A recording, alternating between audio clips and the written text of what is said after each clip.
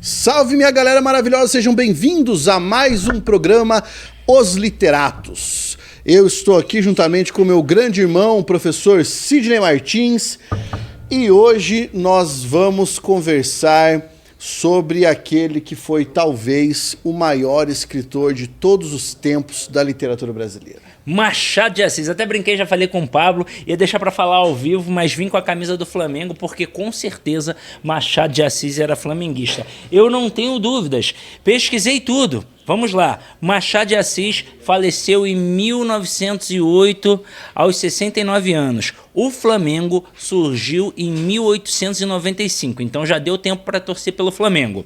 Machado de Assis ficou conhecido como o bruxo do Cosme Velho, ou seja, ele morava ali no Cosme Velho, que é a divisão entre o Flamengo e Laranjeiras. E lá no Flamengo tem uma rua chamada Machado de Assis, provavelmente foi a rua onde ele morou. Então não tenho dúvidas, Machado de Assis era flamenguista. Aliás, tem mais uma coisa ainda para confirmar. Manda. Ele nasceu no Morro do Livramento. Então, vamos lá. Machado de Assis, no Morro do Livramento. Depois foi para o Flamengo. Poxa, Machado de Assis, da cor do Brasil, né? Filhos de pai forro, coisa e tal. Então Machado de Assis, sem sombra de dúvidas, não torcia para outro time, torcia para o Flamengo. Vim com a camisa dele por conta disso. Hoje, galera, o episódio é totalmente dedicado ao Machado de Assis. Nós vamos falar das obras, da vida do Machado. Nós vamos falar de diversos aspectos do fazer literário dele, de tudo mais que for importante. Você vai poder fazer suas perguntas aí, você vai poder mandar o que você quiser mandar aí, pode mandar presente, os cambal. O esquema é, hoje o assunto é Machado de Assis. Eu vou começar falando uma coisa engraçada. Uma vez eu fui ao Rio de Janeiro, aí tava junto com a Bárbara, né? Beleza, aparecemos lá e aí pegamos um Uber para que a gente fosse visitar algum ponto histórico lá. Eu não me lembro exatamente qual era o ponto histórico, mas acho que a gente estava tentando ir para o Cristo ou alguma coisa assim. Eu sei que uma hora o Uber enveredou por uma rua e eu perguntei pro cara, eu falei, escuta, que bairro é esse aqui, onde a gente tá? Ele falou, cara, aqui eu acho que é o Cosme Velho. Cara, a hora que ele mandou essa, eu tava aqui, eu quase assim, ó, deu aquela derretida. Eu falei, Bárbara, você sabe o que é o que é o Cosme Velho dela? Faça a menor ideia. E eu sei porque você perguntou, porque é bonito, né? É. E aí eu falei, o Cosme Velho era o bairro do Machado de Assis, né? E aí veio aquela história da perífrase, né? O bruxo do Cosme Velho. Porque, aliás, deixa eu te perguntar essa. Você deve saber, mas se você não souber, é uma história legal. Você sabe por que bruxo? Hã? Você sabe por que bruxo do Cosme Velho? Sim, sei. Porque, bem, ele ganhou o apelido por conta dos vizinhos, né? Exatamente. Porque ele queimava as cartas dentro de um caldeirão e aí os vizinhos, obviamente, achavam aquela situação estranha. Por que eu acredito que ele fazia isso? Porque como escritor, assim, nós, professores, vai acumulando muito papel. Então, caramba, chegava um momento que tinha papel demais, aí o que ele fazia? Poxa, vou queimar, porque aí eu não vou, né, largar num canto e não vai ficar acumulando aqui em casa. Só que isso ficou reforçado por conta do Carlos Drummond de Andrade, né, que fez um texto para ele que colocava lá, ao bruxo, né, com carinho, né? É, isso aí. Ele queimava as cartas nesse caldeirão, né, cara? Pô, e aí você vê que coisa anedótica. Pegou a piada e acabou ficando, né? Não, e olha só que interessante, eu estava brincando aqui com a rua Machado de Assis, mas obviamente ele morava um pouquinho mais pro canto. Na verdade, se a gente parar para pensar, é porque em alguns locais as coisas se misturam. Então, por exemplo, Laranjeiras, Cosme Velho, Largo do Machado, Flamengo, é basicamente a mesma coisa. E ele, ali no Cosme Velho, uma das grandes referências que a gente tem hoje na língua portuguesa é o Liceu Literário Português, que surgiu no centro do Rio de Janeiro, mas que depois foi parar no Cosme Velho. Ele é em Laranjeiras, ali no Cosme Velho, na rua Pereira da Silva. Uhum. Pô, é maravilhoso, que é onde hoje, graças a Deus, o Evanildo Bechara ainda vivo, coordena o Liceu Literário Português. Que legal, né, cara? visitar o Rio de Janeiro nesse aspecto é você voltar na história do Brasil, né? Uma vez quando eu estive lá, eu tive a oportunidade de tomar um café lá na Confeitaria Colombo, que era a confeitaria a qual o Machado de Assis ia, né? E, cara, eu me lembro de que quando eu fui para lá, eu passei ainda na Rua do Ouvidor. Então, para mim, que sou apaixonado por literatura e principalmente pelo romantismo, pelo realismo brasileiros, cara, aquilo ali era o point do Brasil. Não, e eu aposto, posso até estar equivocado, você vai confirmar. Eu aposto que no dia que você foi à Confeitaria Colombo, você também aproveitou para ir à biblioteca do Real Gabinete Português. Com certeza. Porque é pertinho, né? Com toda certeza. Aliás, todos os meus passeios pelo Rio de Janeiro foram nesse sentido, assim, de visitar os museus, visitar a Academia Brasileira de Letras, né, pelo menos o prédio ali, né, em que você tem o quarto do Machado de Assis preservado. Sim. Pô, cara, aquilo é demais, que até a cama do cara lá. É top demais, né? A cama em que o Machado de Assis dormia estava lá em exposição, meu. A mesa de cabeceira estava lá. Porra, eu fiquei muito emocionado, cara, quando eu vi aquilo lá. E detalhe, Pablo, já que você tocou aí, né, nessa pedra aí, a ABL foi fundada, ele foi um dos fundadores. Só que, olha que interessante, o Machado de Assis não teve a cadeira número 1, né? Não. A cadeira número 1 foi de José de Alencar. Machado de Assis teve a cadeira número 23. Mas é porque o José de Alencar, à época, né, vamos considerar ali que nós estávamos pensando nos escritores realistas, até então o José de Alencar tinha sido o escritor brasileiro com o maior volume de publicações e o mais popular de todos eles, né? Sim, uma vez você mesmo comentou aqui num dos nossos encontros o porquê até de o José de Alencar ter tantas publicações. Ele não escrevia só por prazer, ele escrevia por ofício, de fato. Então pagavam para que ele escrevesse. E aí por isso que tem até alguns textos que ele mesmo fala que não era tão bom, né? Exatamente. Coisa que ele entrega num livro, o José de Alencar, chamado Como e Por que Sou Romancista. Né? Ele explica isso. Então, você teve ali, até essa época, o Alencar como uma grande figura, e eu ouso dizer que talvez o Alencar tenha sido responsável por... Tudo bem, pegou influências europeias, mas foi o cara que, assim, conseguiu falar, ó, esse aqui é o romance brasileiro. Pum! E carimbou. Sim, é verdade. Sabe? A partir de então, você teve uma literatura mais brasileira. Ainda que muito do que ele tivesse escrito foi bastante fantasiado, né? Mas eu adorei, né? Eu adoro o Alencar. Bem, mas não é de Alencar que nós vamos falar, é do Machado de Assis. E vamos começar pela biografia dele? Fique à vontade, mestre. Tá? Você entende mais da biografia do Machado de Assis do que eu, mas a primeira coisa que eu gostaria de ressaltar é que pouquíssima gente para pesquisar, mas o Machado de Assis era, pelo menos, mulato, né? Mas, na verdade, assim, os biógrafos dizem que ele era negro. Sim, o que acontece? Eu acho que isso é um eufemismo à época. É verdade. Porque dificilmente alguém ia falar assim, ó, ele é preto, até porque ele foi um dos maiores nomes, não só da literatura brasileira, como da literatura mundial, fundador da Academia Brasileira de Letras, se consolidou também com cargos públicos e dificilmente alguém engoliu um cara preto nesse mundo intelectual. Lembrando que naquela época a terminologia era exatamente essa, homem preto. Exato. Era homem preto. Se você pegar as obras do Machado de Assis, ele quase nunca usa a associação de negro como cor de pele. Ele usa o termo preto. Ele fala um preto, uma preta, né? Isso tá lá na literatura machadiana. Isso é muito específico dos textos dele, tá? Aliás, olha só, avançando na história, o próximo escritor negro que teve destaque no Brasil foi o João da Cruz e Souza, que era de Desterro, né, Santa Catarina, lá em Florianópolis, mas que, quando alçou voos literários, não era acreditado como escritor negro. Sim, cara, ó, eu não vou lembrar o nome do cantor, mas eu vi um vídeo esses dias de um cantor que fez muito sucesso nos Estados Unidos, só que as pessoas só escutavam a voz. Então, era uma voz bem angelical, as pessoas adoravam, e ele foi cantar uma vez num programa de palco. Então, foi a primeira vez que as pessoas viram o cantor, e ele era preto.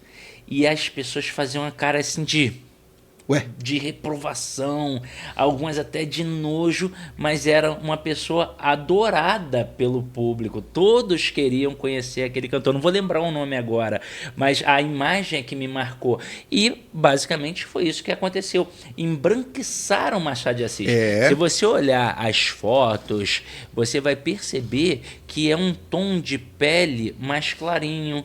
Talvez tenham afinado o nariz dele. Se bobear, Machado de Assis era bem mais escuro e com traços mais fortes do que os traços que foram impostos a ele nos retratos. ah, eu tenho certeza disso. Você se lembra, Sidney, daquela gafe que a Caixa Econômica cometeu há alguns anos, porque o Machado de Assis foi o primeiro cliente da Caixa Econômica. Ele foi o primeiro cliente de poupança, se eu não me engano, foi o primeiro correntista, foi alguma coisa assim, da Caixa Econômica. E a Caixa Econômica prestou uma, entre aspas, homenagem ao Machado de Assis, só que quando a propaganda foi ao ar, eles colocaram um ator branco representando o Machado. E aí, cara, houve uma grande repercussão. Aí eles regravaram a propaganda, colocando daí o Machado de Assis negro. Mas, cara, é assim, é no mínimo absurdo, né? Sim, para você ver como é que fica no imaginário, né? Poxa, como é que um homem tão famoso, tão importante, poderia ser preto? O mais importante escritor da literatura brasileira, né? Nós já falamos aqui algumas vezes, mas eu fui pesquisar novamente essa informação para garantir para vocês.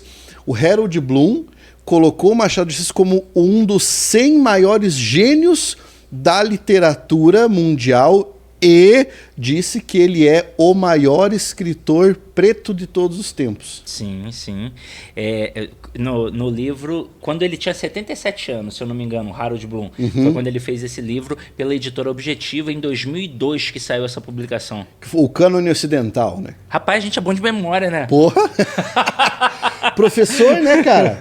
Professor. Agora, quando você comentou sobre a gafe, eu não me lembrava dessa gafe da Caixa Econômica, mas eu me lembrava de uma outra gafe que aconteceu com Machado de Assis num dos textos e se tornou pior porque ele foi um dos revisores. E aí a gente acha assim, mas se ele revisou, como é que veio com erro? É mega normal. Por exemplo, tem uma edição do Bechara, a gramática dele, passou por 9 edições e ainda veio com erro. É natural vir com erro, passa batido. Claro. Até porque, mas foi o Machado de Assis que escreveu. Pior ainda, porque você não consegue se distanciar ao ponto de enxergar os próprios erros. E era uma parte que era para ser assim, lhe cegara o juízo, saiu um cagara. Você me mandou a foto. Lhe cagaram o juízo. Você me mandou isso aí. Pois é, cara. Não, e acontece muito disso, né? Vamos lembrar, por exemplo, que o registro ortográfico da época do Machado de Assis nem era o registro ortográfico que nós usamos agora. Sim. Né? Por exemplo, a palavra algumas era escrita com 2 M's. Tá? Você pega uma palavra como ele, que tinha 2 L's. Não, você pega e acento circunflexo. Você pega, hoje, ninguém acentua uma paroxítona terminada em A. Ninguém. Mas mosca era acentuada. Exatamente. Exatamente para marcar a pronúncia fechada, né? Mosca. É muito interessante isso, né? Eu acho isso muito legal. Há algumas especulações que quem fazia a revisão do Machado de Assis era a esposa dele. A Carolina Machado. Carolina Machado, o grande amor da vida do Machado de Assis. Foram casados durante 35 anos e quando ela morreu, ele entrou em depressão. Dizem que ele tinha um temperamento depressivo e que quando ela faleceu, isso se asseverou de tal forma que ele escreveu numa carta para um amigo dele: eu perdi todas as razões de viver. Não, e quando você fala da Carolina, é muito interessante, e aí a gente vê mais uma concepção de preconceito nosso, né? Porque o Machado foi tido como branco, embranqueceram o Machado de Assis, E na época, apagaram Carolina. Exatamente. Apagaram Carolina. Você pode ver que hoje estão reformulando essa situação e durante muito tempo a ABL foi composta só de homens e agora é coisa muito recente colocando mulheres. Aí você vê a Fernanda Montenegro que entrou, mas recentemente entrou, se eu não me engano, esposa... não vou acertar agora, mas é da família Buarque de Holanda. E ela tirou o sobrenome Buarque de Holanda. E aí você vê, ela já está bem velhinha. Há quanto tempo ela não contribuía para a literatura, mas só agora houve o reconhecimento. Então Carolina deveria ser uma mulher sensacional, espetacular, auxiliou Machado de Assis. Aliás, quem dera todo professor de português tivesse sua esposa professora de português para preparar o material. Sabia que o Noslen tem? A esposa dele é professora de português. Um abraço pro Noslen. Abração. Para quem não sabe, Noslen é uma figura icônica aí do cenário do mundo do vestibular. Do Enem. Ele é o maior youtuber de língua portuguesa do Brasil. Se eu não me engano, do mundo da educação. Se eu não me engano. Eu acho que é o maior canal de educação unitário, né? Formado por um professor. Sozinho, porque, sei lá, acho que tem 4 milhões já de inscritos. É muita coisa. Preparatórios, grandes preparatórios para concursos públicos não tem esse número. Exato. Top, né? Demais, pô. Então, mas aí o que a gente tava falando a respeito do Machado, a gente deu uma acelerada aqui na biografia, mas vamos começar pela infância. Machado de Assis era filho de pai e mãe, evidentemente, e aí nós tínhamos lá que o pai dele era um pintor de paredes, né? Sim. O pai dele era pintor, fundamentalmente. E a mãe era a mãe dele que era uma escrava alforriada? Sim, porque na verdade o pai era escravo. Ele nasceu no Morro do Livramento, na casa de uma mulher chamada Maria, que foi inclusive quem batizou o Machado de Assis. Foi nessa casa que ele aprendeu a ler e escrever. Muito provavelmente a dona da casa auxiliou. E o vô era escravo. A filha, né, dele, que no caso era a mãe, e o próprio pai do Machado de Assis, os dois eram escravos forros, né? Ou seja, eles ganharam a liberdade. E aí você vê, filho de pais forros, preto, epilético e reza a lenda que gago também. Inclusive isso influenciou para a personalidade dele. Ele tinha uma personalidade reclusa, né? Bem recluso. Dizem que ele, em algumas crises, ele teve algumas crises convulsivas também, ele mordia a língua. E aí a primeira vez que notaram os machucados na língua, ele fez menção dizendo essas aftas. Sim. Porque ele sentia vergonha disso. Então esse temperamento dele circunspecto tinha muito a ver com essas questões de saúde dele. Será que foi por causa dessa mulher então que o segundo nome dele era Maria? Muito provavelmente. Porque para quem não sabe, Machado de Assis não se chamava Machado, tá? O nome dele era Joaquim. Joaquim Maria Machado de Assis. Esse era o nome dele. Olha só. E aí talvez tenha sido por causa dessa talvez uma benfeitora? Não, com certeza uma benfeitora, porque você imagina, ele nasceu avô escravo, mãe e pai, escravos alforriados. Se não tivesse... Eu acho que, desculpa te interromper, mas eu acho que foi nessa época que começaram a chegar as leis, né? A lei do sexagenário, a lei do ventre livre. Sim, exatamente. Eu acho que foi por causa disso que ele pegou essa transição. Mas aí você imagina se, por exemplo, ele não tivesse nascido na casa desta senhora, se o avô já tivesse sido alforriado e já tivesse, por exemplo, num barraco qualquer, porque foi isso que aconteceu. Os negros ganharam alforria, mas não ganharam uma condição não ganharam adequada. Condições materiais de vida, né? E aí tiveram que se virar de qualquer jeito. Imagina se ele tivesse nascido num lar com pais analfabetos. Como é que ele iria, naquela circunstância, sem direito à educação básica e garantida pelo Estado, como é hoje, como é que ele ia aprender a ler e escrever? Então foi por morar, por nascer nessa casa, por ter essa benfeitora, que ele ganhou a oportunidade de ler e escrever.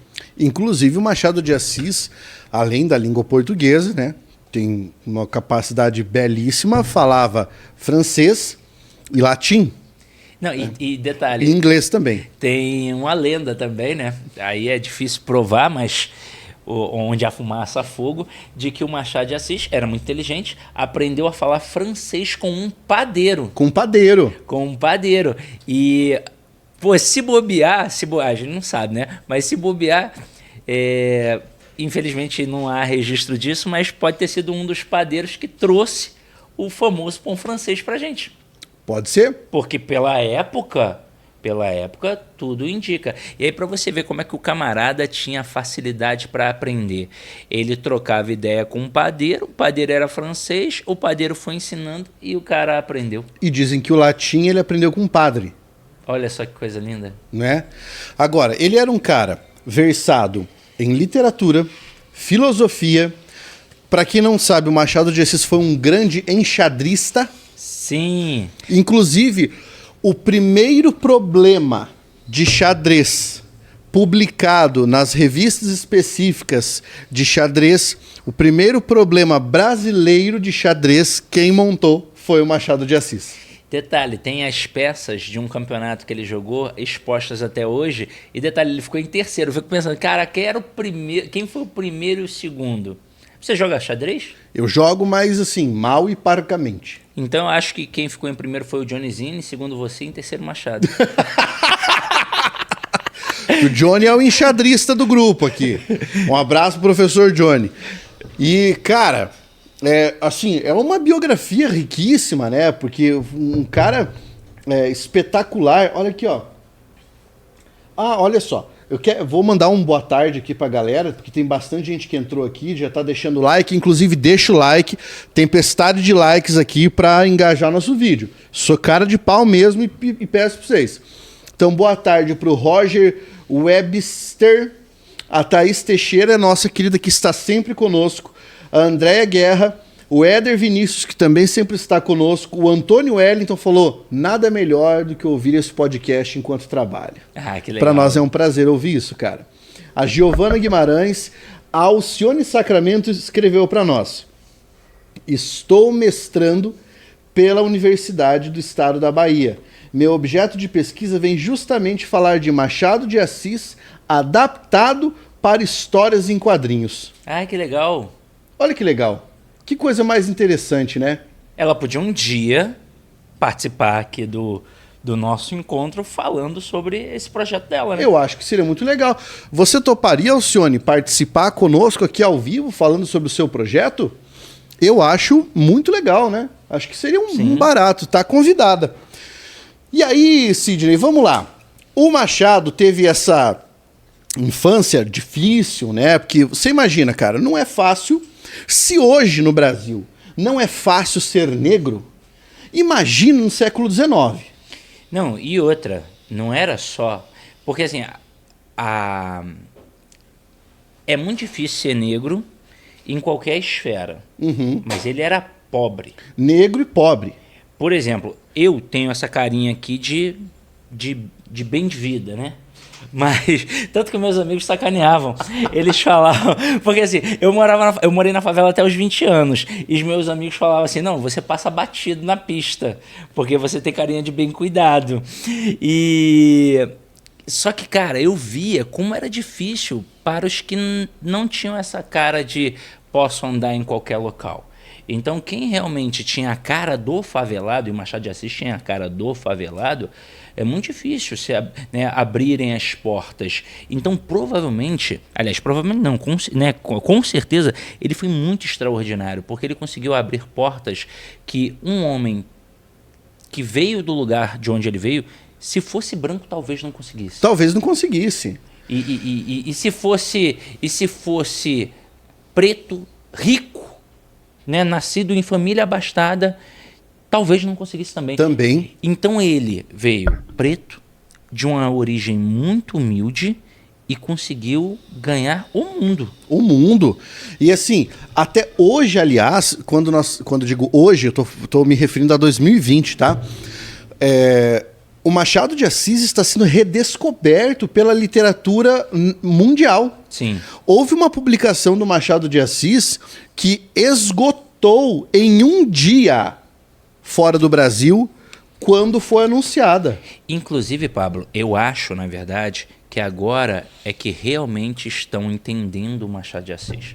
Porque na época, eu acredito até que ele tenha ganhado tanto status, assim, e rompido tantas barreiras, mas por conta da qualidade gramatical dos textos. Provavelmente. Porque ele foi reconhecido como um grande representante do vernáculo. Só que ele era muito crítico e muito corrosivo. Então, provavelmente, as pessoas da época não entenderam toda a crítica e toda a corrosão do texto dele. Porque se tivessem entendido...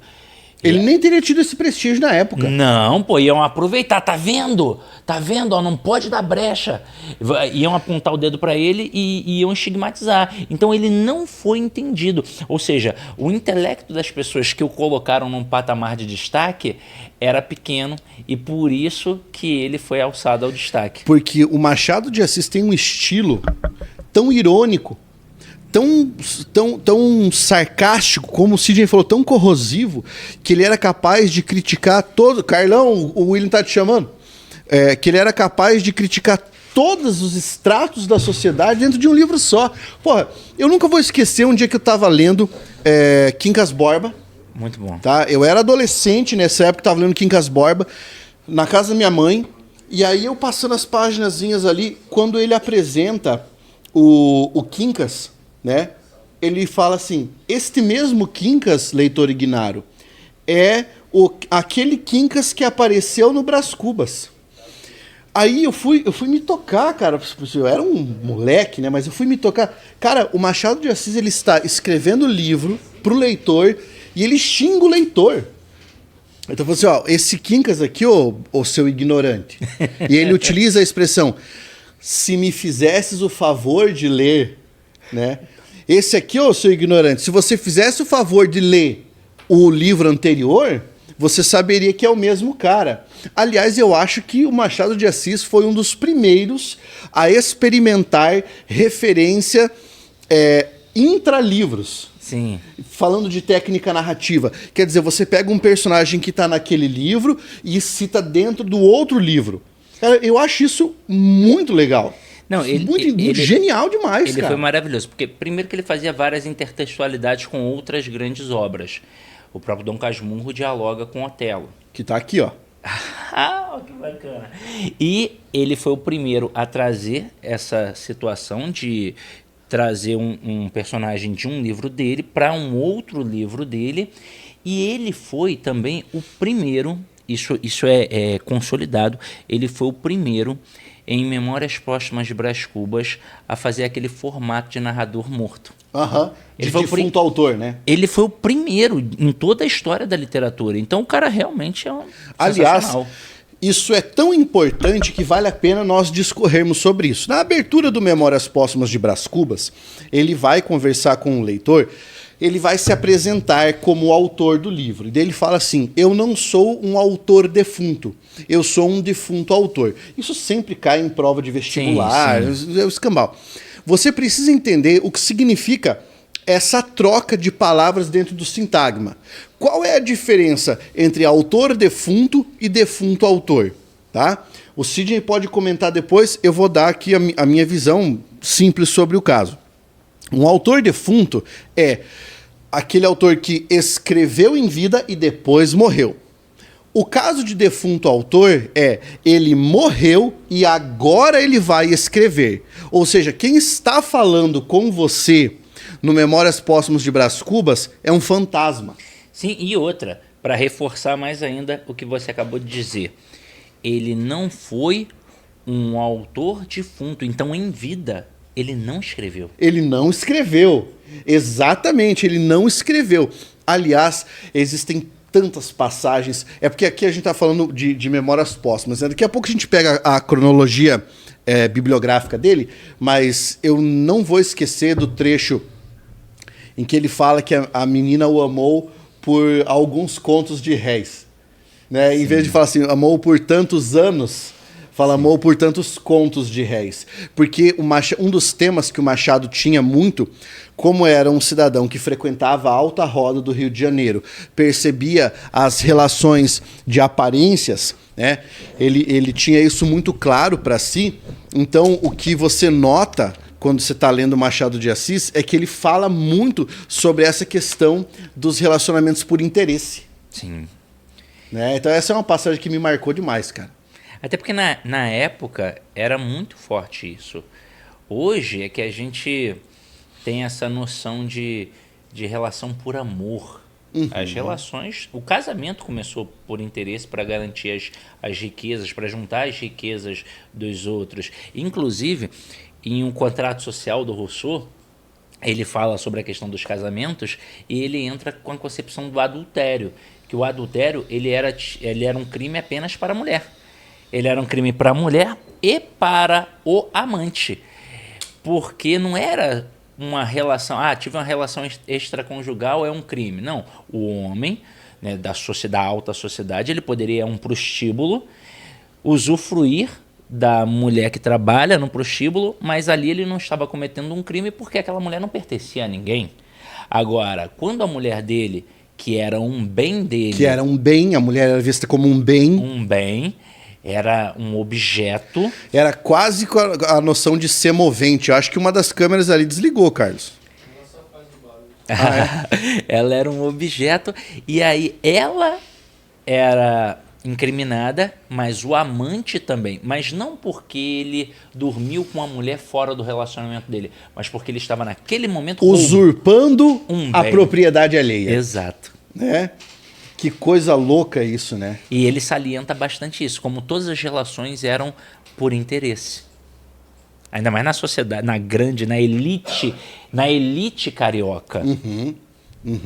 O Éder Vinícius falou, o amor é uma vertente do século XXI, culpa de Hollywood. Não.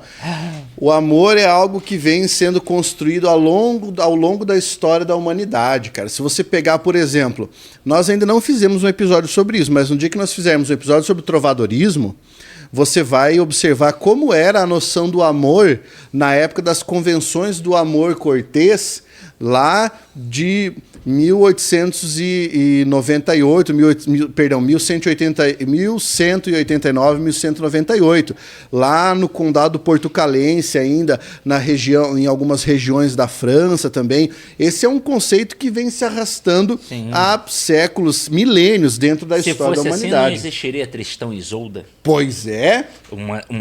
Para mim, uma história de amor muito mais forte do que Romeu e Julieta. Mas muito. Tristão e Isolda... eu acho que é algo fora da curva, Tristão e Isolda. Não, detalhe, eu queria fazer uma sugestão aqui. Esses dias eu estava pensando sobre uma série de livros que fizeram sobre os pecados capitais. E a gente poderia trazer isso, mas a gente poderia trazer os eixos temáticos. Então a gente pode ter um encontro só sobre o amor, um encontro só sobre a luxúria. Cara... Ia ser sensacional, né? Não, espetacular. Essa ideia vai virar. Vai virar.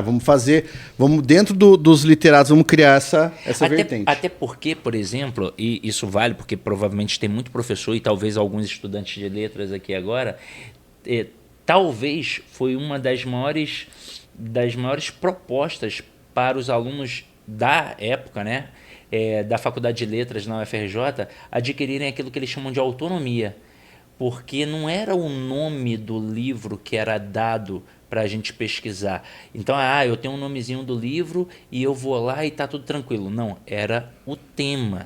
Então, a proposta era, vamos falar neste semestre sobre o amor. Então a gente tinha que se virar nos 30, pesquisar uns 5 ou 6 livros diferentes sobre a temática, tentar extrair o que tinha de melhor, o que tinha de diferente e o que tinha em comum para conseguir fazer uma prova que obviamente era imbuída de diversas subjetividades. E isso a gente vai fazer aqui, olha que maravilha. Cara, e isso te permite descobrir novos títulos. Exatamente. Descobrir novos caminhos para fugir do óbvio, tá? Vamos pensar aqui num caso muito emblemático, na minha opinião. Se chega alguém e fala assim, professor, eu gostaria de um texto da literatura brasileira que fosse meio gótico. Sim. 90% dos professores diriam, pega a noite na taverna. Né? Pega a noite na taverna, vai pegar alguma coisa nesse sentido. Cara, eu já citaria pelo menos 2 diferentes. E um deles ninguém imagina que pode ser um texto gótico, por causa do escritor. Tá? Um deles eu citaria Demônios, tá? O Demônios, que é do Aloysio Azevedo, autor naturalista, mas que escreveu um texto gótico espetacular. E outro que eu citaria, Encarnação.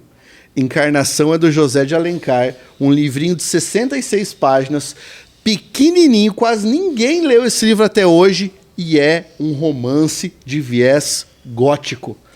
Quem diria que o Alencar iria escrever romance gótico? Escreveu, só que como é um tema muito diferente do que ele era acostumado, não chegou a se popularizar. Sim. É um tesão, cara. É um tesão isso aí. Vale a indicação aí. Vale a indicação de uma das obras de hoje, essa aí, Encarnação. Vamos continuar no Machado. Então, adolescência do Machado, juventude do Machado, influências machadianas. Nós já comentamos aqui, o Sidney falou, ele tem citações de Shakespeare, né? Ele tem muita influência da filosofia europeia, principalmente quando a gente está começando a discutir ali um pouco do que seria depois o idealismo alemão, né, o niilismo que vem depois, talvez um monismo, que foi mais o caso do Augusto dos Anjos, mas, além disso, ele teve influência dos autores brasileiros. E, se eu não me engano, o autor brasileiro que mais teve influência sobre o Machado de Assis no seu fazer literário foi Manuel Antônio de Almeida, com o Memórias do Sargento de Milícias.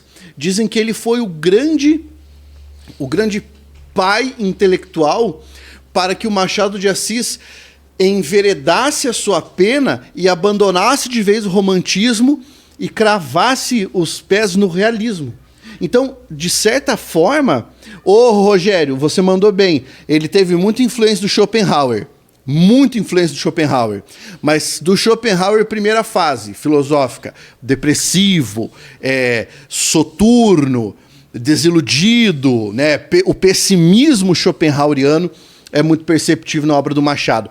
Mas aí eu estava dizendo, para que ele fincasse os pés nesse modus operandi literário e inaugurasse o realismo no Brasil. Sim. Porque, para quem não sabe, o Machado de Assis inaugurou o realismo aqui. Exato. E detalhe, você começou a falar do Shakespeare, que ele tinha muita influência, ele escreveu algumas obras teatrais. Então você vê exatamente. E quem sabe, memórias de um sargento, memórias póstumas. Não é? Porque o Memórias de um Sargento de Milícias é uma obra que está no fim do romantismo, na transição para o realismo. Então, nós até chamamos o romance Memórias do Sargento de Milícias de um romance picaresco. Por que ele é um romance picaresco? Porque ele não apresenta um herói, o amor não vence todas as coisas, como era a tradição do romantismo. Ele tem um anti-herói, o amor não vence as coisas, o anti-herói é um cara mau caráter, que é o Leonardinho Pataca, e a partir disso, a literatura brasileira vai começar a se transformar. Mas, se você dissesse assim, então o Machado já começou realista? Não, né? Sim, é verdade. Não. O Machado teve 2 fases. Ele teve uma fase notadamente romântica, né? E aí uma outra fase, na minha opinião, muito mais madura, em que ele escreveu o realismo. Livros que você tem da fase romântica. Você pode me interromper o que você quiser. Fica à vontade. Você tem Ressurreição, você tem Yaya Garcia, você tem Helena, você tem A Mão e a Luva, né?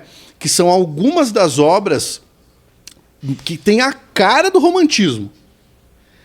Depois disso, ele já vai trabalhar com a vertente realista. E ele inaugura o realismo quando? 1881, quando da publicação do Memórias Póstumas de Brás Cubas, que acabou se transformando numa das maiores referências dele. Para mim, é um dos melhores livros. Mas eu acho que existem outras joias ali dentro do fazer literário dele. Porque, por mais que todo mundo vá conhecer o Machado de Assis como um exímio romancista, ele era um cronista fabuloso, ele publicou mais de 600 crônicas. Um contista espetacular, talvez o melhor de todos os Se tempos. não me engano, 200 contos. Você mencionou ali Helena e não tive como não pensar, né? Estava falando sobre as influências. Na hora que ele fala sobre Helena, é uma influência sobre a Ilíada de Homero. Exato. A Exato. famosa Helena de Troia. Inclusive o Manuel Carlos, todas as Helenas dele são baseadas na Helena de Troia. Exatamente. Uma mulher bela e inalcançável. E que promove o caos. Que promove o caos. Aliás, quando nós falarmos sobre Homero aqui, você vai ter uma aula deliciosa sobre literatura antiga, em que a gente vai discutir a Ilíada, a Odisseia, né, e tudo mais. Então, aqui, ó, a Alcione falou, o espelho dele é perfeito.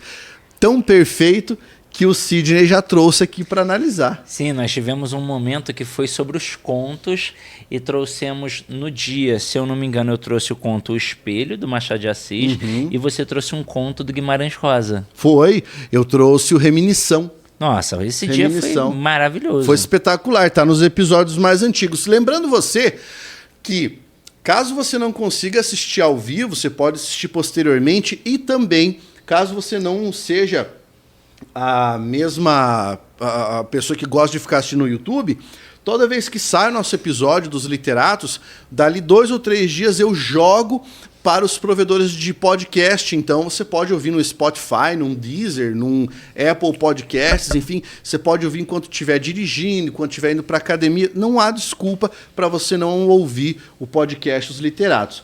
O Rogério Medeiros disse: o Tristan Shandy de Stern influenciou muito Memórias Póstumas de Brás Cubas. E ele também falou que A Igreja do Diabo é um texto fabuloso. É top demais. É um texto fabuloso mesmo, tá? Bem, vamos lá então. Estava falando sobre as 2 fases do Machado. Aí você tem, talvez os 2 gumes do Machado, esse trocadilho foi bom. Aí você tem do outro lado um realismo marcado por Memórias Póstumas de Brás Cubas. Eu não sei se você sabia, mas Brás Cubas, o nome Brás Cubas, foi o nome do primeiro contador brasileiro. Não sabia. O primeiro contador brasileiro se chamava Brás Cubas. Né? Qual é a relação disso com a obra? Não sei. Fica no terreno da especulação. Mas talvez um cara que faz a contabilidade, né? Porque depois que ele morre, ele faz a contabilidade da vida dele. Sim, e assim, e aí tem uma coisa interessante. Além de fazer a contabilidade da vida dele depois, eu acho que é interessante a mensagem que deixa. Eu tenho que aproveitar e fazer aquilo de que gosto logo. Eu não posso esperar morrer, porque ele só escreveu depois de morto. Houve aqui, Sidney, uma pergunta. Eu queria dirigir essa pergunta para você também. Perguntaram se a gente pode considerar o Memórias Póstumas de Brás Cubas um livro de realismo mágico. Tá? Eu não considero realismo mágico. Por quê? Porque apesar de você ter a história do defunto autor, tá? E aquela primeira cena, que é uma cena bastante onírica, tá? Apesar desses 2 casos, nada mais no livro é fantástico. Sim. Daí tudo é prosaico, é tudo trivial. Então, eu sempre adoto a regra da predominância. Não predomina na obra o realismo mágico. Concordo. Né? Então, tá aí a resposta. Aí a gente teve Dom Casmurro, a gente vai ter Esaú e Jacó, que é uma obra pouco lida, porém... E denso, né? Nossa senhora, cara. Esaú e Jacó caiu no meu vestibular. Empurraram Esaú e Jacó no meu ensino médio. Sabe isso que a gente vê no Brasil hoje? Da galera brigando, tipo Lula e Bolsonaro, Sim. Direita e esquerda e não sei o quê. Você quer saber se sempre foi assim no Brasil? Pega um livro chamado Esaú e Jacó e leia. Aí você vai entender. O Machado de Assis está discutindo nesse livro monarquia e república. Tá? E ele está discutindo a percepção das pessoas sobre monarquia e república partindo do relacionamento entre dois irmãos. Um que é defensor da monarquia e outro que é defensor da república. É sensacional. Não, o livro é fora do comum. E aí ele experimenta, nesse livro ele experimenta de novo o que ele faz com Quincas Borba e Brás Cubas. Porque no livro Esaú e Jacó, o conselheiro Aires está presente. Sim. Do Memorial de Aires, que é a última obra a última obra realista dele. Aliás, em Quincas Borba, eu acho que a principal mensagem que ele deixa é que a verdade é de fato muito subjetiva. Que existem 3 verdades. A minha verdade, a sua verdade e a verdade que talvez não seja atingida pelos dois que estão de fato ali discutindo, que a gente pode até jogar para a discussão do Esaú e do Jacó também, no fim das contas. E ele deixa assim, lá no livro, ao vencedor as batatas. Ou seja, quem conta a história de fato é quem venceu. A gente não para escutar a história de quem perdeu. E isso se configura em Dom Casmurro. Exatamente, cara, isso é muito genial, Ele né? interliga tudo. O Machado de Assis te dá... Como é que eu posso chamar isso, cara? É assim, ó, a obra toda machadiana tem uma hermenêutica para você interpretá-lo. Em cada livro, ele te fornece ferramentas heurísticas para você interpretar as outras coisas. Exatamente. Cara, olha a mensagem do Ao Vencedor das Batatas, de quem resta conta a história, comparando com Dom Casmurro. Cara, agora eu queria fazer uma parte aqui, né, com a devida vênia, para dizer como a nossa audiência é qualificada. Tá? Como a nossa audiência é qualificada. Aqui, nós temos as pessoas que estão assistindo. A Andréa Guerra soltou uma frase do Machado de Assis aqui do Esaú e Jacó. Desde o ventre da mãe eles brigavam. E o Rogério Medeiros, que não é bobo nem nada, e leu o livro, já mandou Pedro e Paulo. Cara, isso que me deixa muito emocionado de fazer esse programa. Porque a gente tá fazendo para quem merece assistir. Exatamente, exatamente. Você pode ver que não tem vai acontecer, e geralmente não é ao vivo, de aparecer um hater aí da vida, principalmente quando for um recorte. Porque aí o cara pega o recorte, ele não analisa o encontro inteiro e vai dar a patada dele lá porque ele quer encher o saco de alguém. Mas ao vivo...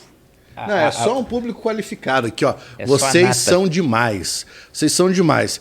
Eu vou dar um jeito de desenrolar um tipo de brinde dos literatos e sortear pra galera a cada episódio. Eu acho que vai ficar legal a gente fizer isso aí, né? Sabe o que eu acho que a gente podia fazer? Não sei se a galera vai pirar nisso, mas se pirar, eu já piro. A gente podia pegar algumas obras que são de domínio público, certo? Juntar ali, por exemplo, alguns contos de domínio público e fazer primeira coletânea de contos, os literatos. Primeira coletânea de poemas, os literatos. E aí a gente sorteia para quem estiver aqui assistindo. Ah, perfeito. Perfeito. Vocês vão curtir? Vocês vão querer receber? Se vocês receberem, já fiquem sabendo. Vai com o nosso autógrafo, tá? Nosso autógrafo é uma dedicatória para vocês. Se vocês acharem legal essa ideia, a gente vai desenrolar. Show. Ó, e aí só para finalizar, porque de repente alguém pegou, alguém não pegou, né? Quando a gente fez aquela noção que passava do Quincas Borba pro Dom Casmurro. Manda. Por que Ao Vencedor as Batatas? E aí eu trago o Dom Casmurro. Porque a gente só vê o ponto de vista do Dom Casmurro, do Bento Santiago. Ninguém escuta a Capitu.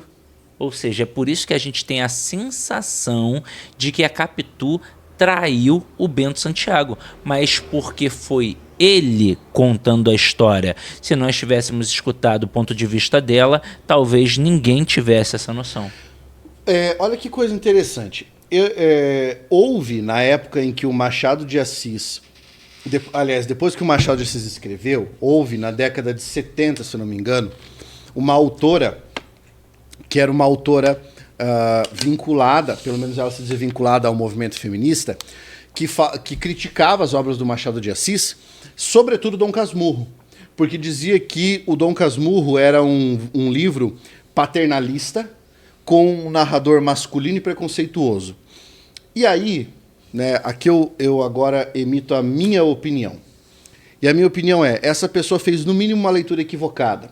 Totalmente. Porque o Machado de Assis era qualquer coisa menos um preconceituoso, tá? E assim, ó, eu posso apostar com você, eu posso apostar que ele não tinha um resquício de machismo na sua pena. E agora eu contraponho a fala dessa escritora, que disse que o Dom Casmurro é um livro machista. Na minha opinião, é exatamente o contrário. Totalmente ao contrário. É um livro que desmonta o machismo do ponto de vista da insegurança masculina. Ele traz um personagem, ele mostra pra você do que um homem psicótico, inseguro e amargurado com a própria vida, do que um homem como esse é capaz. Fragilizado, manipulado pela mãe e Capitu, um olhar de ressaca. Ele faz aí uma analogia à ressaca do mar, porque o mar em dia de ressaca é forte, e assim era o olhar de Capitu. Era um olhar forte, mas não era só olhar, ela era toda forte. As personagens femininas são fortes e os personagens masculinos são fracos. Porque ele queria mostrar como os homens eram fracos moralmente, fisicamente, e como as mulheres são fortes. Porque numa época em que a mulher era subjugada, você tem Capitu, por exemplo, que desde criança sabe o que quer. Exatamente. Desde criança ela sabe o que quer. Tanto é que ela não fica com o bundão do Bentinho, que é um palhaço. Aqui vai um recado. Eu já falei isso em outro podcast. Foi. O quê? Mandar o link pro Will. Que link? Da reunião. Uia, caralho. O Sidney vai falar um pouquinho. Eu já volto aqui para falar sobre isso. Fala aí, Sidney. Vai falando com a galera aí. Ó, eu vou aproveitar para falar sobre uma... Só que essa daqui eu ia querer muito que o Pablo tivesse para escutar. Eu vou guardar aqui num cantinho direitinho e vou falar uma outra coisa. Quando a gente pega aí o Machado de Assis e o intitula como um autor realista, isso, de certa forma, é equivocado, porque, na verdade, ele é atemporal. Ele discute coisas que foram válidas na época, mas que se perpetuam até hoje e vão ficar durante muito tempo. E agora que o Pablo voltou, né, estava aqui falando que é até um pecado rotular o Machado de Assis apenas como um autor realista, porque ele é um autor atemporal, mas eu estava aqui com uma vontade danada de falar um negócio, eu vou aproveitar para falar logo, porque eu acho até que você pode contribuir também. Eu tenho uma teoria sobre a loucura no universo de Machado de Assis. Ele era epilético, então talvez, pela época, se achasse um problema de loucura. E isso o fez ficar ali encegueirado por esse assunto. O número 23 é o número da obsessão, que está até no filme 23 do Jim Carrey, que é um filme maravilhoso, por sinal indico. Só que ele traz outros momentos sublimes sobre a loucura. Ele traz o alienista, e nessa história ele mostra que, no fim das contas, todos somos loucos, pois quem julga os outros, que é o cara que foi contratado para colocar as pessoas dentro do manicômio, vai julgando de forma, né, torpe, e vai, gasta demais, vai para o manicômio, não gasta nada, vai para o manicômio, sai sem camisa, vai para o manicômio, sai todo encasacado, vai para o manicômio. E no fim das contas ele percebe que ele é que era o louco, ou seja, todo mundo tem um pouco de loucura dentro de si. Só que tem uma outra história que essa é sensacional, e talvez até valide o fato de ele ser um bruxo, que é o livro O Anjo Rafael, em que ele fala de uma doença que não existia na época, não tinha sido descoberta pelos pesquisadores, pelos médicos, que era uma doença de loucura, que em francês era folie à deux, que é o delírio a dois. Que inclusive vai estar representado no filme novo do Coringa. Era sobre isso que eu ia falar, caralho! Cara. Era sobre isso, porque ele fala sobre uma relação em que a pessoa é louca e influencia uma outra pessoa sã, porque a outra pessoa, obviamente, que admira, no caso, no Anjo Rafael, o pai é louco e a filha, que obviamente admira o pai, é manipulada pelo pai e acaba ficando louca também. E ele prevê a cura, que é afastar a pessoa que foi influenciada pelo louco do louco. E aí, com o tempo, ela fica curada. E aí, um tempo depois, perceberam isso. Perceberam que ele trouxe uma doença que ainda não era registrada e que ele, inclusive, previu a cura, que a galera também depois percebeu, que é o caso do Coringa com a Arlequina. É isso aí. Cara, que segundo o que eu já ouvi falar de spoiler, vai ser o tema dos Coringa 2, que vai chamar Coringa 2 Folia de... Sensacional. Eu nem sabia que ia ter. Eu nem sabia que ia ter o 2 assim, mas eu já tinha pensado nessa situação exatamente porque a gente conhece a história do Coringa também, né? Exato. Então eu já tinha pensado sobre isso. E aí, olha só como a literatura é interessante. Só para confirmar, o que a gente chama de mimesis não é imitação. É a recriação da vida, ao ponto de a literatura trazer algo que ainda não existe no nosso mundo real. Citamos aqui, certa feita, o livro que você está lendo, não sei se já terminou, Orestes. Ah, já. Que é a primeira concepção de jurisprudência. Só que eu vou além. Tem um filme que é baseado num livro chamado Transpotting. O autor do livro é Irvine Welsh. E ele, no livro e no filme isso é retratado também, num determinado momento em que um rapaz vai a uma boate e fica com uma mulher, ele vai colocar a mão nas partes íntimas dela e não é mulher. É um travesti. E aí ele toma um susto, coisa e tal, briga, sai, tenta bater, mas aí vem a fala de uma pessoa que vai conversar com ele, que ele naquele momento estava mal. E aí o amigo dele fala assim: no futuro não haverá homens e mulheres, todos nós seremos andrógenos. E hoje, em 2023, isso já se vale. Já é uma realidade. Já é uma realidade. Ou seja, o cara lá na década de 70 me manda uma dessa. Então, só mostra que... rapaz, eu fico pensando se esses caras não vieram do futuro, se eles não são alienígenas, ou se realmente existe a reencarnação e os caras trazem um conhecimento de outras vidas. Na minha opinião, Sidney, é percepção da realidade. A percepção da realidade deles é muito mais sagaz do que a da média das pessoas. Aliás, falando desse filme novo do Coringa, saca só o casting. Joaquin Phoenix volta ao papel de Coringa e a Arlequina, a Lady Gaga. Ah, não vai ser porque, não assim, vai ser a Margot Robbie. Nossa, então vai ser top, hein? Vai ser louco. Eu acho que é... aliás, o Joaquin Phoenix, ele tá querendo ganhar tudo, né, cara? Ele tá querendo ganhar todos os tipos de premiações que houver. Porque foi lançado o Napoleão com ele e vai ser agora o segundo Coringa. Eu sou muito fã desse cara. Bem... Ele não tem altura para Napoleão. O Napoleão era menor, né? Napoleão era baixinho, né? Vamos aqui agora fazer breves análises de obras do Machado de Assis, aquilo que a gente já está fazendo, mas vamos comentar aqui ou contos, ou crônicas, ou poemas, ou coisas dessa natureza.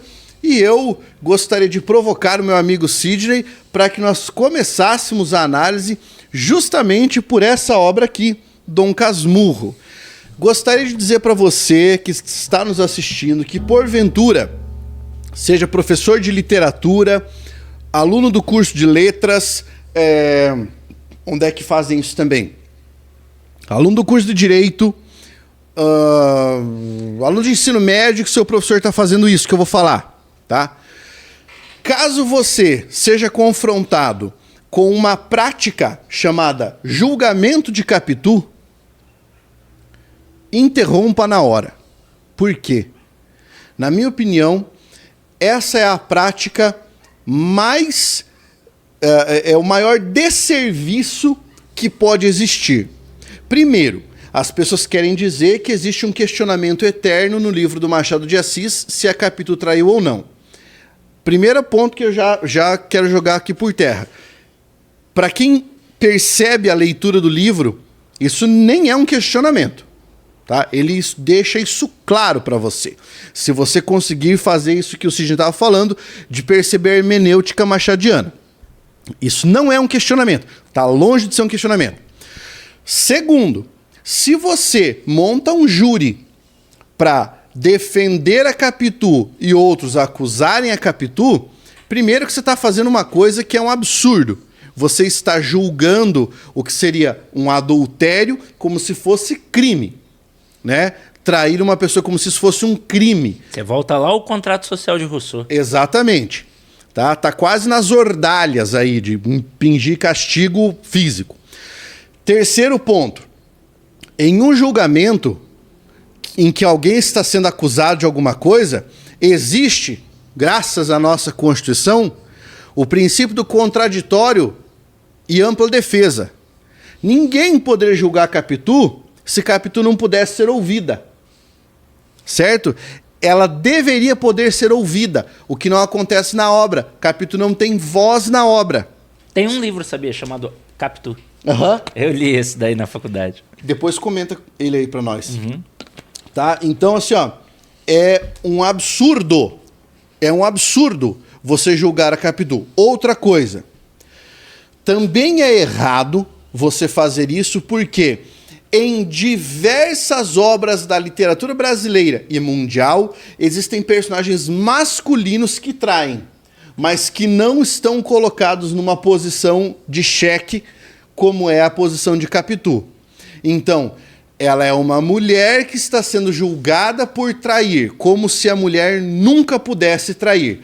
Essa visão é uma visão machista e retrógrada. Então, essa prática de fazer o julgamentinho da Capitu é, no mínimo, uma coisa viciosa. E, como eu falei, coisa de quem não leu a obra com atenção. Porque agora nós vamos fazer aqui uma avaliação, uma análise da narrativa do Dom Casmurro, obra que a gente já leu algumas vezes na vida, tá? O que você quer contar para nós do Dom Casmurro, Sidney? Fica à vontade para contextualizar. Primeiro vou fazer a própria junção da obra Capitu. Ela traz a visão dela, que na verdade já é o que dá para extrair do próprio Dom Casmurro. E não é assim, eu tô na dúvida. Capitu não traiu. Ponto. Capitu não traiu. E para alguém hoje, ainda mais sendo professor de língua portuguesa, professor de literatura, trazer uma posição diferente, dizendo que Capitu traiu, só pode ser uma pessoa com problemas de relacionamentos e aí ele joga os próprios problemas nessa visão. Então foi alguém que foi traído, foi alguém que não confia no universo feminino. Red Pill. É o Red Pill. É o Campari. É o Campari. Inclusive, cara do Campari, fica aqui um recado para você. Otário. Pode continuar, Cid. Eu tô procurando um capítulo aqui. E uma coisa interessante que, poxa, isso é obviamente escolhido a dedo. O narrador de Dom Casmurro é um narrador personagem. Então, se fosse um narrador onisciente, por exemplo, aí nós poderíamos ter a certeza sobre o fato. Foi traído ou não foi traído de forma muito clara para todo mundo. Mas o narrador é personagem e aí talvez as pessoas tenham a sensação de que Capitu traiu Bento Santiago, porque o Bento Santiago, inseguro, se sente traído. Afinal de contas, como ele é um narrador personagem, ele não tem certeza da verdade. E as angústias dele são transmitidas para o leitor. É um narrador personagem, foco narrativo em primeira pessoa e, obviamente, as angústias dele é que importam. Por isso que a gente fica com a sensação da traição, se não olhar com mais cuidado. Bem, vamos então pensar aqui sobre quem era o Bento Santiago, né? Olha só, se você já leu a obra Dom Casmurro, nós temos aqui a abertura, né? do título, Dom Casmurro, em que o narrador, que é o próprio Bento Santiago, vai explicar para você o porquê do título da obra. Tá? Eu vou ler para vocês, porque às vezes a pessoa fala assim, não, eu não concordo, não sei o quê e tal. Sim, Vamos claro. lá. Olha só. Uma noite destas, vindo da cidade para o Engenho Novo, encontrei no trem da Central um rapaz aqui do bairro, que eu conheço de vista e de chapéu. O que significa isso? De vista e de chapéu. Só de cumprimentar. Cumprimentou-me, sentou-se ao pé de mim, falou da lua e dos ministros e acabou recitando-me versos. A viagem era curta e os versos pode ser que não fossem inteiramente maus. Sucedeu, porém, que eu, como estava cansado, fechei os olhos 3 ou 4 vezes. Tanto bastou para que ele interrompesse a leitura e metesse os versos no bolso. Continue, disse eu acordando. Já acabei, murmurou ele. São muito bonitos. Não sei se você tá sacando essa primeira cena, cara. Nessa primeira cena, você já percebe que o Bentinho é um Loki, né? O cara tá puxando conversa com ele não tá dando atenção pro cara, o cara tá lendo uns poemas pra ele. Ele dorme. Ele dorme, tá? Daí, olha só, eu vou avançar um pouquinho, ele diz. Só pegar a frase toda aqui, ó. Os vizinhos... Aliás...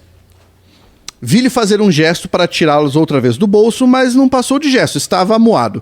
No dia seguinte, entrou a dizer de mim nomes feios e acabou alcunhando-me Dom Casmurro. Os vizinhos, que não gostam dos meus hábitos reclusos e calados, deram curso à alcunha, que afinal pegou. Nem por isso me zanguei. Contei a anedota aos amigos da cidade e eles, por graça, chamam-me assim em alguns bilhetes. Dom Casmurro, domingo vou jantar com você. Vou para Petrópolis, Dom Casmurro. A casa é mesmo da Renânia. Vê se deixas essa caverna do Engenho Novo e vai lá passar uns 15 dias comigo. Enfim, Casmurro, tá? Ele diz aqui, ó. Não está no sentido que eles lhe dão, mas no que lhe pôs o vulgo de homem calado e metido consigo. Dom veio por ironia, para atribuir-me fumos de fidalgo. Explicando isso, Dom Casmurro, se fosse ser atualizado como apelido, seria cuzão. É exatamente, é o chatão. Né? Ô seu cuzão, tipo, esse é o apelido dele, é um cara chato. Um cara chato que tá sempre em si mesmado, fechado, não quer falar com ninguém, é um xarope. E outra, quando fala ali era de cumprimentar, mas fala da questão do chapéu, o chapéu era uma questão de status. Então você já percebe que ele não era um pobretão, que ele tinha certas posses. Né? Não era Olha só, ferrado. Eu até vou pegar um comentário aqui do Éder, porque a gente vai dissecar exatamente o teu comentário, Éder. Mas se Capitu traiu ou não, é apenas uma tese. O autor queria essa reflexão. E aqui a gente vai provar para você que não. O Machado de Assis não escrevia livro com uma interrogação no final. O Machado de Assis queria mostrar que o homem é refém da sua mente e que é refém das suas impressões. E ele escreve este romance para mostrar isso para você. Tanto que ele é uma intertextualidade com Otelo e a intenção de Otelo é exatamente a mesma. É, exatamente, ó. Aí ele explica que ele está escrevendo o livro para unir 2 pedaços da vida, fala sobre a infância dele. O Bentinho, quando era criança, era uma criança mimada, era uma pessoa intragável, né? Não tinha amigos. O único amigo que ele fez foi o Escobar na época do seminário, né? Então, assim...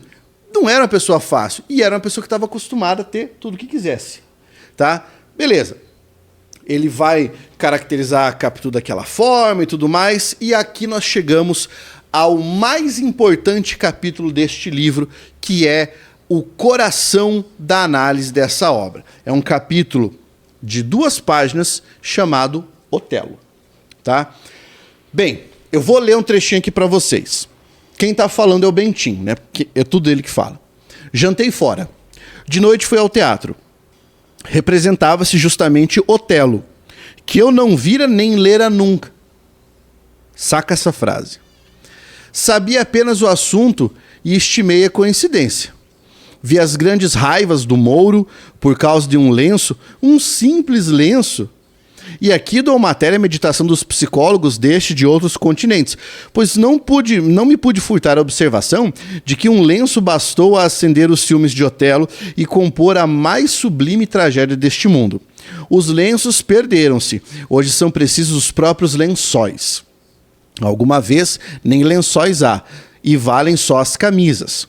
Tais eram as ideias que me iam passando pela cabeça, vagas e turvas, à medida que o Mouro rolava convulso e Iago destilava sua calúnia.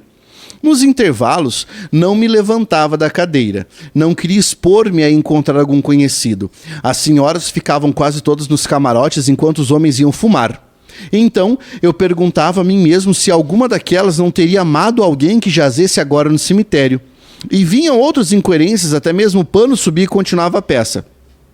O último ato mostrou-me que, não eu, mas Capitu devia morrer.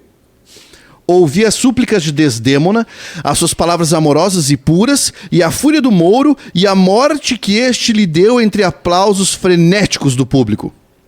E era inocente, vinha eu dizendo rua abaixo. Que faria o público se ela deveras fosse culpada, tão culpada como Capitu? E que morte lhe daria o Mouro? Um travesseiro não bastaria, era preciso sangue e fogo, um fogo intenso e vasto, que a consumisse de todo e reduzisse a pó. E o pó seria lançado ao vento como eterna extinção. Parei aqui. Agora, para que a gente possa discutir isso, Sidney, você gostaria de contar para as pessoas o enredo do Otelo? Não, pode ficar à vontade. Otelo, uma obra de William Shakespeare, uma tragédia, como toda a tragédia, a galera morre no fim, tá?